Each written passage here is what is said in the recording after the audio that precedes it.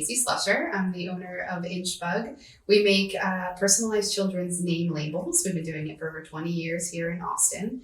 And really, I'm also a mom. And so I have a 3-year-old daughter. I have an 18-month-old son. And so I really live the life of my customer. I'm kind of rushing every morning to get them to daycare. I'm trying to stay organized, balance that working mom life. And so I'm here just to talk about that today and share those tips for mothers everywhere. Yeah. Coming up on Mother's Day, I know it's, to celebrate moms and all that we do, but it's not all rainbows and butterflies. Motherhood is a lot of hard work. Tell me what you've learned in the, 4 years? Yes. 4 years yes. Since becoming a mom. And what you might tell someone who's in the trenches like you. Sure. So yes, motherhood, it comes on and it finds your weaknesses right from the beginning. And so it loves to pull out all of your glaring weak spots. And when it does that, I think you start to panic and say, I'm inadequate. I'm not able to do this. I can't. And you start doubting yourself. And the reality is you really can do it. You're your best parent for your child. And every day that experience makes you better and better.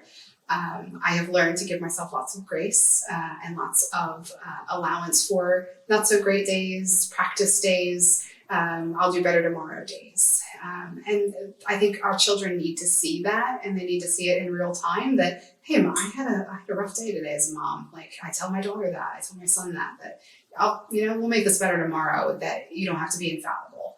And so that's been one thing I've learned. The other is that 90% of parenting seems to be how I view a situation and my response to it, and not so much about exactly doing it correctly, responding perfectly. It's about how you perceive what's going on. They take tips from those vibes you sort of put out. So yeah, that's great. Yeah. What's been the biggest surprising joy that you found in motherhood? Of course, you're love the giggles and the laughs, every mom loves just being with our kids, watching them grow. But what's something that's been surprisingly fun or exciting for you? Sure. So like I said, I have a 3-year-old daughter and an 18-month-old son. And so I had no idea the joy I would see and get from watching their interaction. I had no idea. I thought it would be kind of my one-on-one relationship with each child, but it's watching my daughter care for my son or vice versa, and them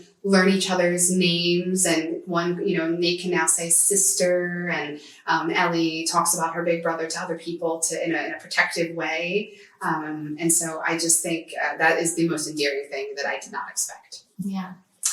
What would you tell somebody who maybe runs into a hardship or kind of one of those extra things? Like you are a allergy mom. Yeah. You didn't expect that when you had kids.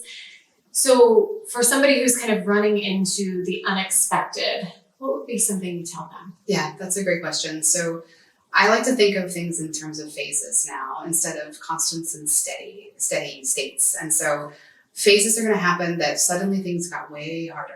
And during those times, realign your support structures, look at your resources, ask for more resources if you can, and see it as a phase. That the trenches phase, it will not stay that way forever. You will come out of it.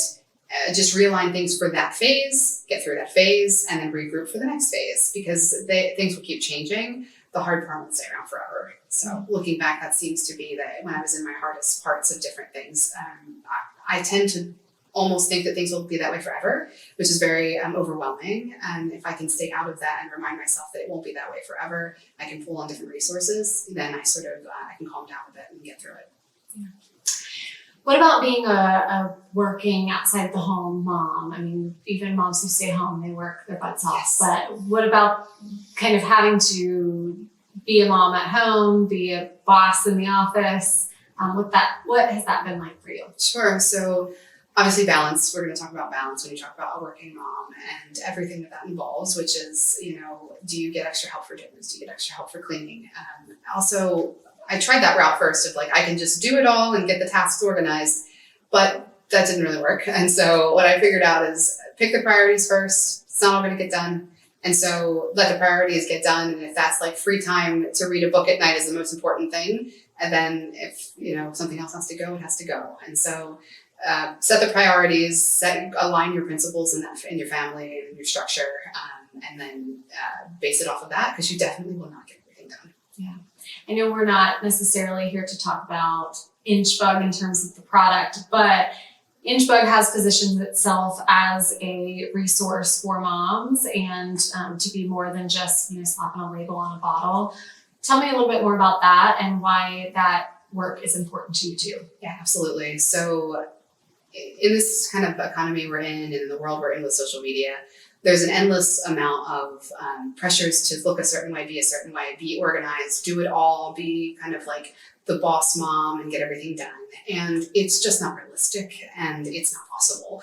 And I really want to present InchBug as a place for real, authentic, practical advice, practical resources, and practical products that absolutely make your life easier with your child. And so it really isn't just about selling these objects, but it's about InchBug is like when you think of how can I better organize or simplify my life or have that free time left over to spend with my family, I want us to be the first thought. Because I really believe in helping people get organized to help their kids and family structure go smoother.